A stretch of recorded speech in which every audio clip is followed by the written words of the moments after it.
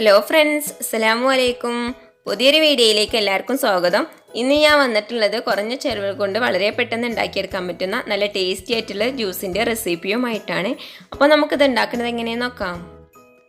Juice ഉണ്ടാക്കിയെടുക്കാനായിട്ട് mixed ജാറിലേക്ക് 3 ചിക്കു തൊലിയൊക്കെ കളഞ്ഞത് ചേർത്ത് കൊടുത്തിട്ടുണ്ട്. ഇനി ഇതിലേക്ക് ഒരു റോബസ്റ്റ് പഴം ചെറുതായി കട്ട് ചെയ്തതും കൂടെ ചേർത്ത് കൊടുക്കുകയാണ്.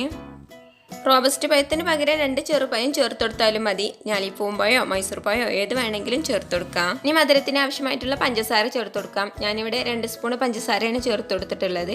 മധുരം നിങ്ങളുടെ ഇഷ്ടത്തിനനുസരിച്ച് കൂട്ടോ കുറച്ചൊക്കെ ചേർത്ത് കൊടുക്കാം. പഴത്തിലും ചീക്കോലൊക്കെ അത്യാവശ്യം മധുരം ഉണ്ടാവുമല്ലോ. വീണ്ടും നമുക്ക് നോക്കിയിട്ട് വേണമെങ്കിൽ ചേർത്ത് കൊടുക്കാം. 2 ഗ്ലാസ് പാല് ഫ്രിഡ്ജിൽ വെച്ചിട്ട് കട്ടിയാക്കിയിട്ടുള്ളതാണ്.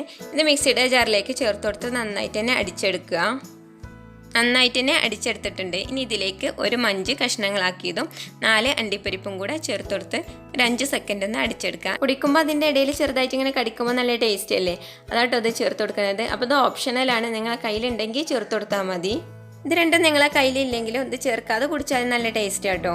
ഞാൻ ഒന്നും കൂടെ ടേസ്റ്റ് ഉണ്ടായിക്കോട്ടെ എന്ന് കരുതിയിട്ടാണ് ഇത് ചേർത്ത് കൊടുത്തിട്ടുള്ളത്. ഇനി ഇതൊന്ന് ജസ്റ്റ് ഒന്ന് അടിച്ചെടുത്തിട്ട് വരാം.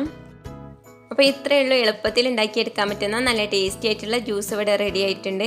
നിങ്ങളെല്ലാവരും ഉണ്ടാക്കി നോക്കിയിട്ട് അഭിപ്രായങ്ങൾ കമൻറ്റ് ബോക്സിലൂടെ അറിയിക്കുക. നിങ്ങൾക്ക് എൻ്റെ റെസിപ്പി ഇഷ്ടപ്പെട്ടാൽ സബ്സ്ക്രൈബ് ചെയ്യുക, ലൈക്ക് ചെയ്യുക, നിങ്ങളെ ഫ്രണ്ട്സിനും ഫാമിലിക്കും കൂടി ഷെയർ ചെയ്ത് കൊടുത്ത് സപ്പോർട്ട് ചെയ്യുക. ഇൻഷാ അല്ലാഹ് അടുത്ത വീഡിയോ ആയിട്ട് വരുന്നത് വരേക്കും അസ്സലാമു അലൈക്കും.